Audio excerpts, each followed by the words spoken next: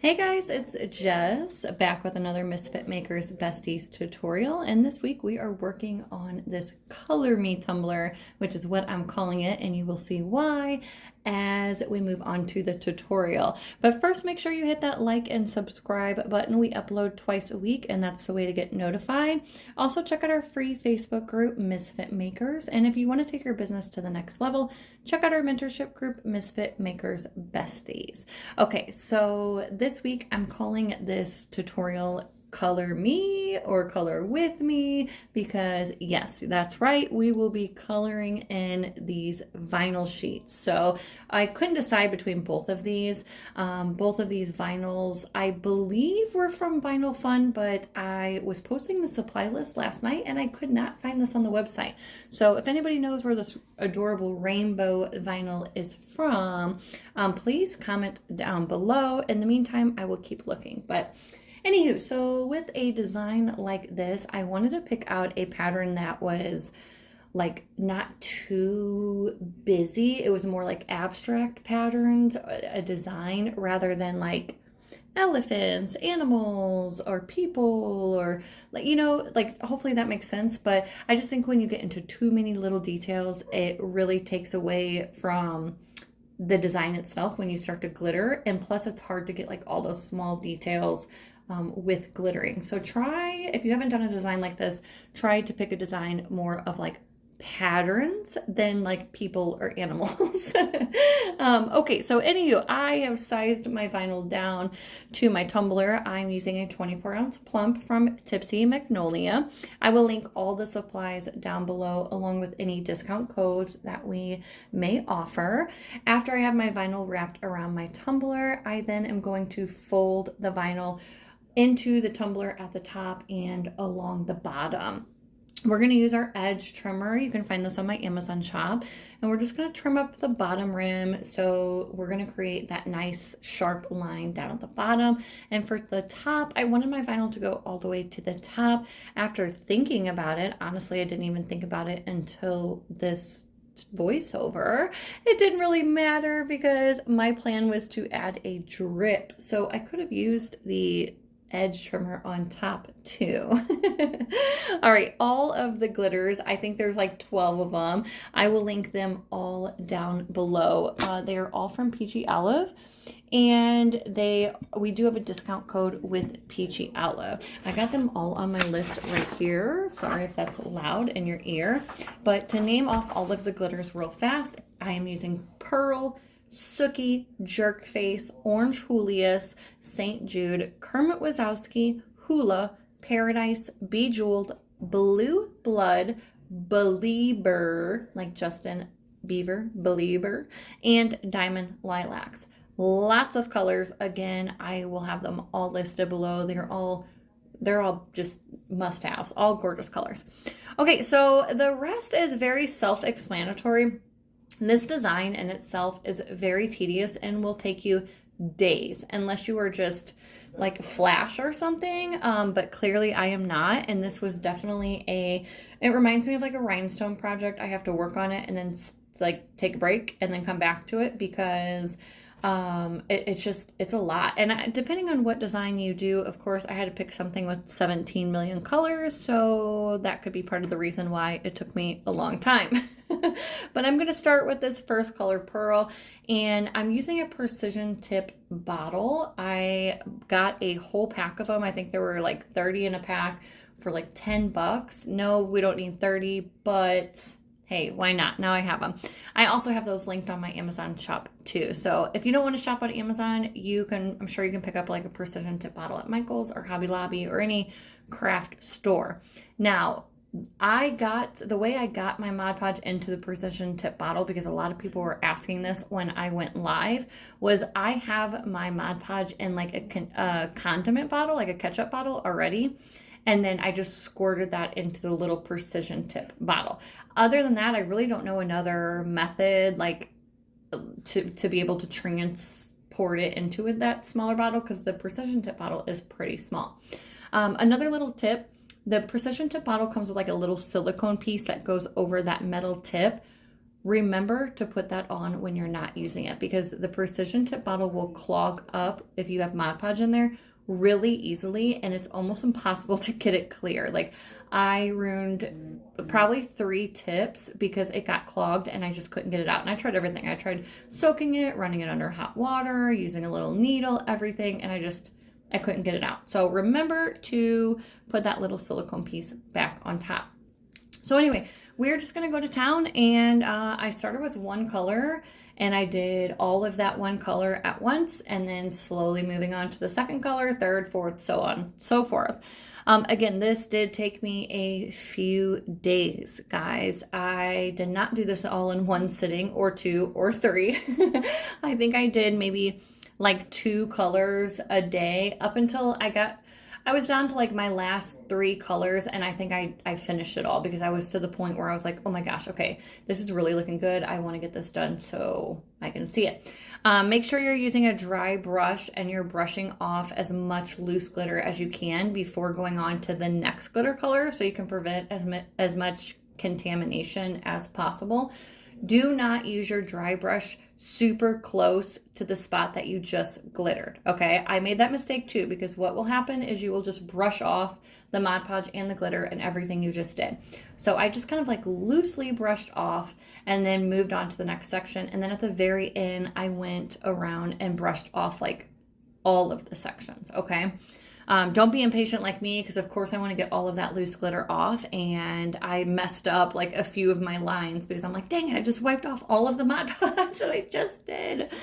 But yeah, this was a really fun design. Like I said, I really saw it starting to come together. It is tedious, but once you get going, it really turned out really pretty. Again, there's multiple ways to do a design like this. You could use tacky, the tacky sheets, tacky paper, and of course that's going to be much faster and easier. This is just a different technique. You also don't have to color in everything. Like if you are in the Besties group, if you're not in the Besties group, I will link that down below. Definitely check it out, because I had the lives. This was my design. I had the lives this week, and we made another one, but we did not glitter the entire vinyl sheet. We just picked it was more of like a Milky Way design, and we picked sections and we just glittered certain pieces instead of the entire thing. And it also turned out gorgeous. I love the way it turned out. So I can't wait to see everybody's. Make sure, leave a comment down below if you've done a design like this. This design, I mean, like this technique has been around for a while. I've seen people do this. It's nothing new, but I've always loved the way this has turned out. Okay, after I have definitely fast forward sections, I tried to show as much of the glittering process as I possibly could, because I didn't want this video to be like 2 minutes and show one color, but then at the same time, I didn't want to show all of it because it would have been a 2-hour tutorial. So anyway, after you are done glittering, I let my Mod Podge dry for at least a couple hours, and then I seal sprayed this baby a couple times. Funny story, funny haha, funny like ooh. I left this tumbler outside because I was sealing it, and then we went out to dinner and it started raining, and I came home and my cup was soaking wet. And when I tell you I would have cried if it would have ruined this cup. I would have bawled. But thank goodness everything was okay. The tumbler was fine. I think I had already had 2 or 3 coats of sealer on it. So thank goodness nothing was messed up, because guys, you wouldn't have had a tutorial this week. I would have been done. Goodbye. So I did seal it at least. I think I sealed this like 3 times because we had so many different colors on this tumbler. I didn't want any of that glitter to shift anywhere. Once my sealer was completely dry, then it was time to move on to the epoxy. Let's just appreciate how this looks for a second, because look at that glitter work. I am obsessed. So for the epoxy, I am using CCDIY's new Fast Set. It's their fast setting epoxy. It dries clear. The smell is so much better than the old formula. And then can we just appreciate that like blue tint to the epoxy? Love it. If you haven't tried it, make sure you go just get a small bottle and try it, because I promise you are going to love it. I am mixing up, I believe I mixed up 40 mLs for this first coat because you're always going to use more epoxy for the first coat over that raw glitter. I also noticed I had some fingerprints and just some, you know, ickiness on the bottom of my tumbler since it wasn't painted or glittered. So I took some acetone and a paper towel and I just wiped off the bottom of that tumbler. Make sure I dried that really good before adding our epoxy, because if we did have any leftover acetone on the bottom and we went to epoxy it, it would repel. So just make sure you wipe that off really good. Okay, here I am mixing up part A and part B. Once my epoxy is completely clear, I don't really worry about the bubbles because we will go in with our torch and pop all those bubbles. Then I will start applying it to my tumbler. I am definitely a finger dipper, not a dumper. I have never been able to just dump my epoxy on my cup. I always have to dip my finger, and so it always takes me forever to epoxy, but hey, that's okay. After we get a nice even coat all the way around our tumbler, I'm gonna let this tumbler turn for about 2.5 hours. I then went in and cleaned up my rim with a sharp X-Acto knife and sanded it down really, really well. Then I went in with my final coat. Again, I used Facet.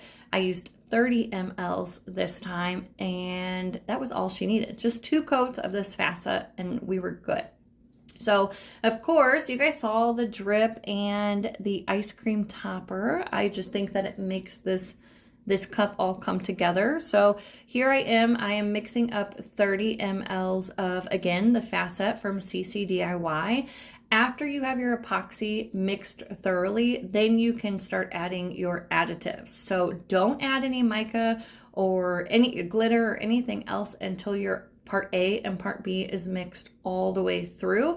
If you do, that could prevent your epoxy curing correctly. So after epoxy is mixed thoroughly, I then am going to add just a little bit of that blue mica. It's from Inspired Angels until I get the color I desire. Now I'm going in with my thickener. Today I'm using cornstarch. Normally I prefer nice and thick. It's also a CCDIY product, but I'm currently out. So if you are a baller on a budget or you just don't have nice and thick, cornstarch is a great alternative for nice and thick. So you see I am adding a pretty hefty amount here. I like to add like 1 or 2 spoonfuls and then make sure I'm mixing it thoroughly, like getting all those clumps out.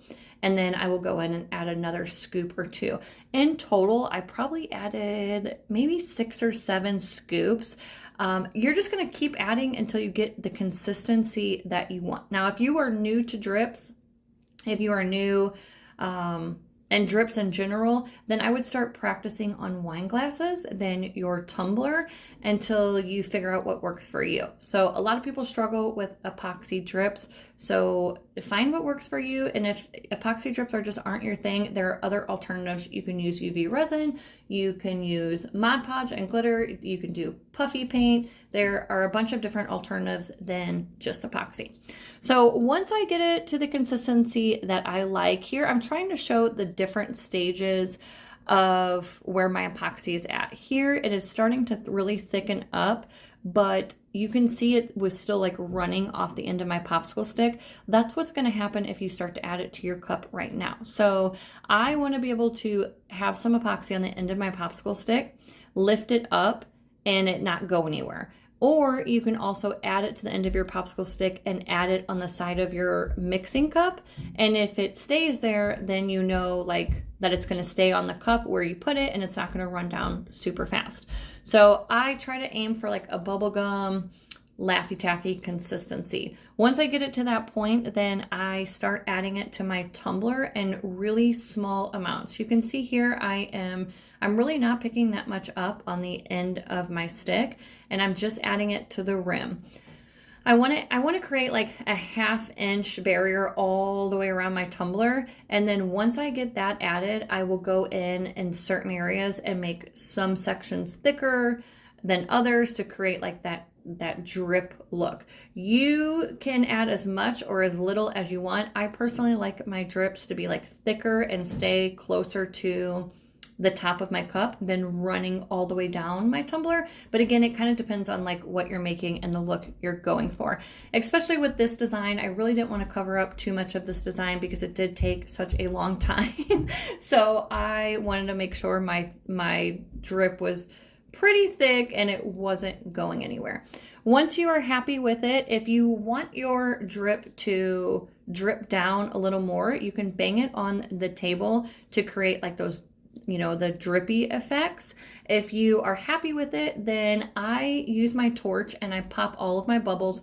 Go light. You can like burn a hole through your drip and create like a little, like an empty hole or like a pocket in your drip, and we don't want that. So I just lightly torch and then I stick my tumbler on my turner. You don't have to babysit your drips at all. I used to always have to like sit them in front of me and babysit them. Now I just stick my cup on my turner and let it turn for about 10-15 minutes, and then she is good. So after my drip was good, some people like to epoxy over their drips. I personally don't, because I kind of like that 3D effect it gives. So once I was done, I just cleaned up my rim and voila! Look how cute this cup turned out. If you want to see how I made the ice cream topper, then you will have to watch part 2 of this tutorial. But I hope this tutorial helped and inspired you guys in some sort of way. Make sure you leave your comments down below, and I cannot wait to see your guys' work. Bye guys.